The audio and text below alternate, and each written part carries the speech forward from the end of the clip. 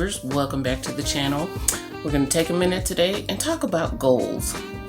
I have found a disturbing trend when it comes to me setting business goals. For a kind of backstory, this is my birthday month, and last month, in preparation for this month, I talked about some business goals that I wanted to reach and how you, my wonderful YouTube audience, and of course the world at large, could help me reach them.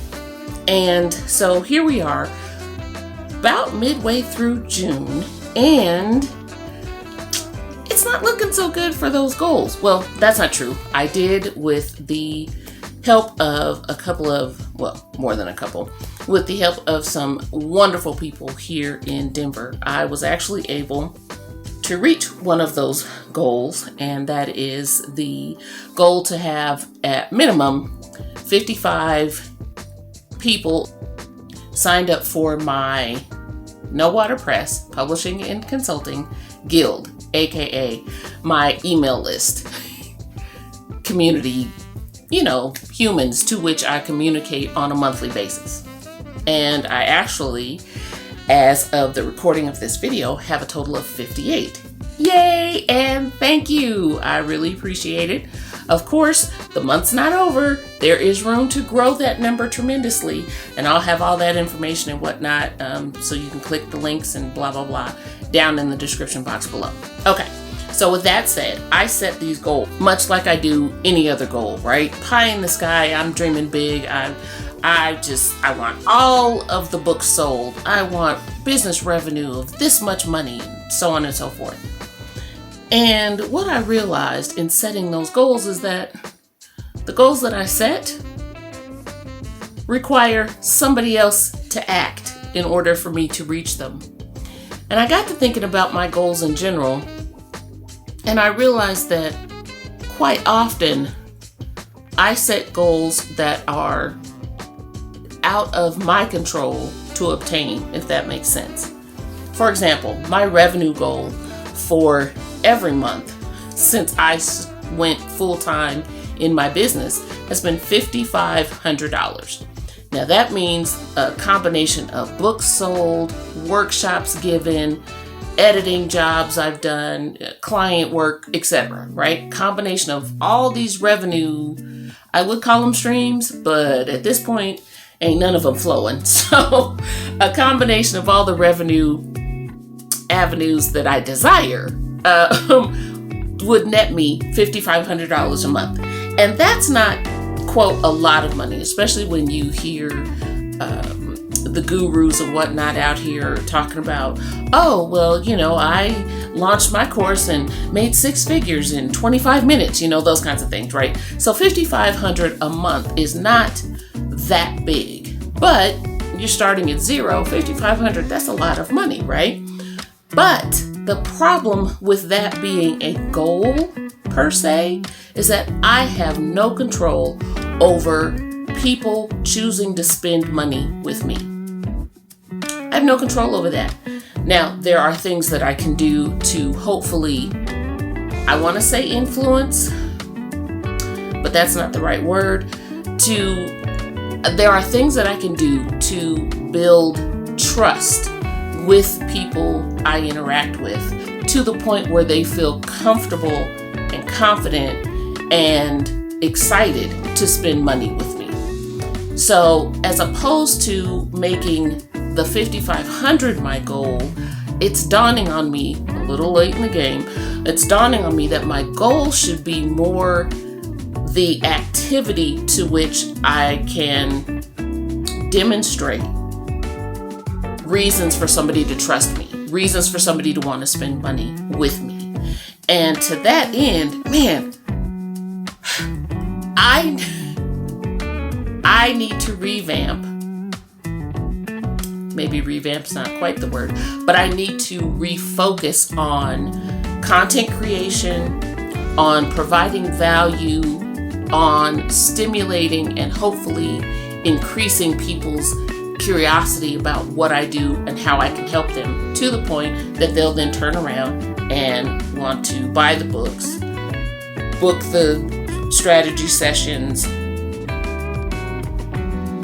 have me do their editing, whatever it is, right?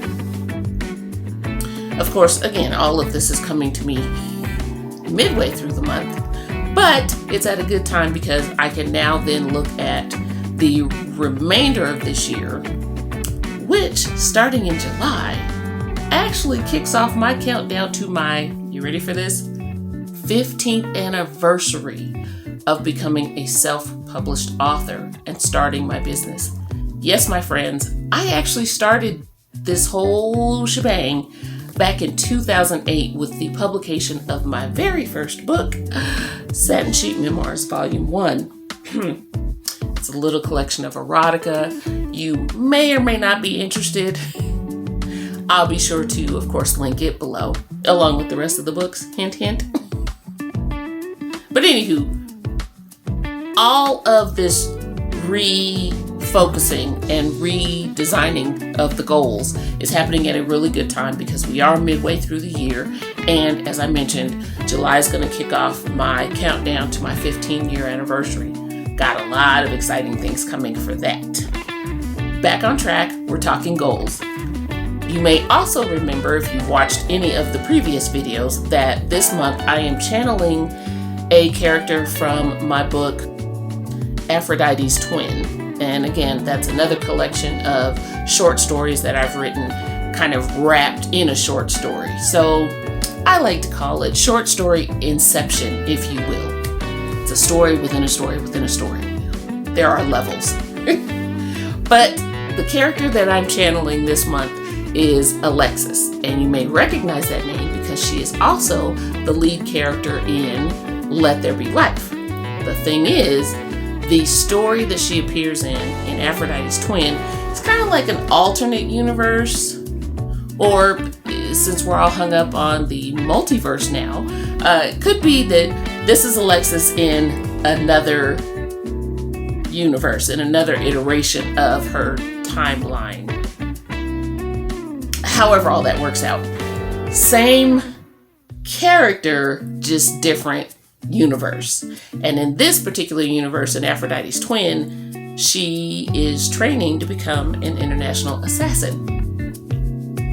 Hence the clips here of me practicing with my crossbow that I bought myself last Christmas.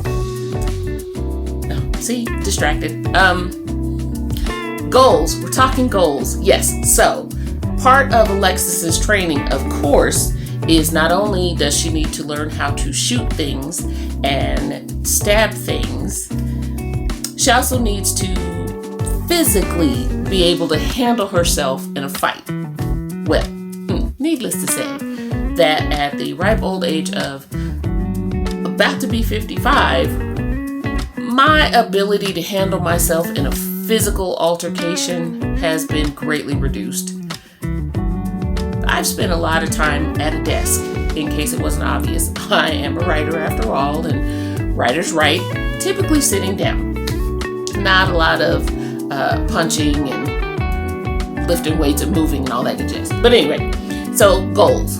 So I have a goal to become a sharpshooter of sorts with my crossbow. So lots of practice, as you see here. But on the physical side, I also want to get back into something that I loved doing back in the day, and that is weightlifting. Now, I don't want to compete.